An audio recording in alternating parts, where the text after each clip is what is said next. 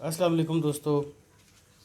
मैं आफ्ताब शाह अपने चैनल बड़े पापा की रेसिपी से एक दफ़ा फिर ज़बरदस्त किस्म की रेसिपी के साथ जनाब आज मैं बनाने जा रहा हूँ नमकीन गोश्त। जिसे आप रोश भी कह सकते हैं, बलोची रोश और नमकीन गोश्त भी। बहुत आसान लेकिन बहुत ही मज़ेदार। तो गोश्त आपके सामने पड़ा हुआ है, ये तकरीबन 3 किलो के करीब गोश्त है और इसमें तकरीबन आधा किलो के करीब ये चर्बी है। ये देखें, चर्बी के पीसेस भी हैं प्लस फिर गोश्त भी चर्बी वाला है। ठीक है, असल जो इसका ज़रूरी चीज़ है वो चर्बी।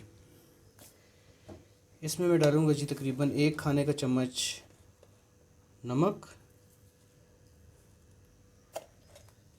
और इस नमक में मैं इसको अच्छी तरह से मिक्स करके आधे घंटे के लिए छोड़ दूँगा। यानी कि आपने इस नमक में इसको मैरिनेट करके आधे घंटे के लिए छोड़ देना है। उसके बाद फिर आपको बताता हूँ कि अगला स्टेप क्या है।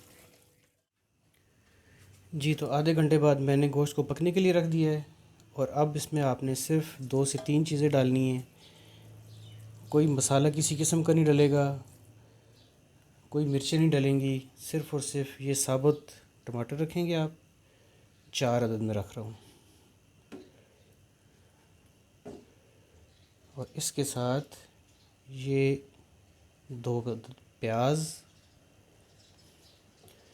और 2 इंच अदरक का पीस, उसके मैंने 2 टुकड़े कर लिए हैं, ये 2।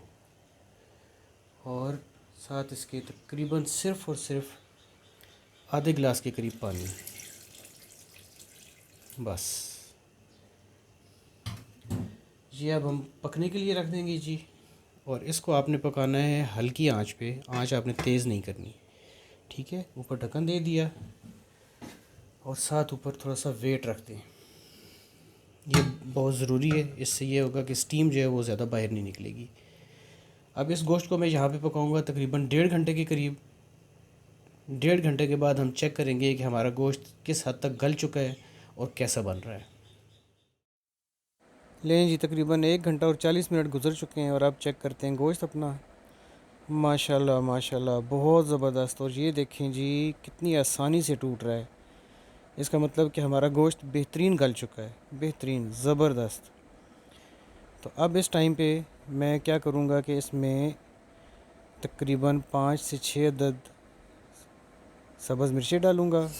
उसके साथ 2 लीमों का जूस ये डालूँगा और इसको मैं पकने के लिए रख दूँगा तकरीबन 8 से 10 मिनट के लिए, ताकि हमारा जो लेमन का जूस है और सब्ज़ मिर्चें, उनका खुशबू और उनका जायका जो है वो इसमें अच्छी तरह से मिक्स हो जाए। लें जी, हमारा ज़बरदस्त यम्मी और बहुत ही मज़ेदार नमकीन गोश्त तैयार हो चुका है। और जनाब ये देखने में जितना मज़ा आ रहा है, ये खाने में उससे कहीं ज़्यादा मज़ा आएगा। ज़रूर बनाइए जी, ज़रूर ट्राई करें और कैसा बनता है ये मुझे अपने कमेंट्स में ज़रूर बताएं कि मेरी ये रेसिपी आपको कैसी लगी। और ये नमकीन गोश्त जब आप बनाएंगे तो ये कैसा बनेगा, मुझे ज़रूर बताइएगा। मुझे दीजिए इजाज़त, फिर मिलते हैं। अल्लाह हाफ़िज़।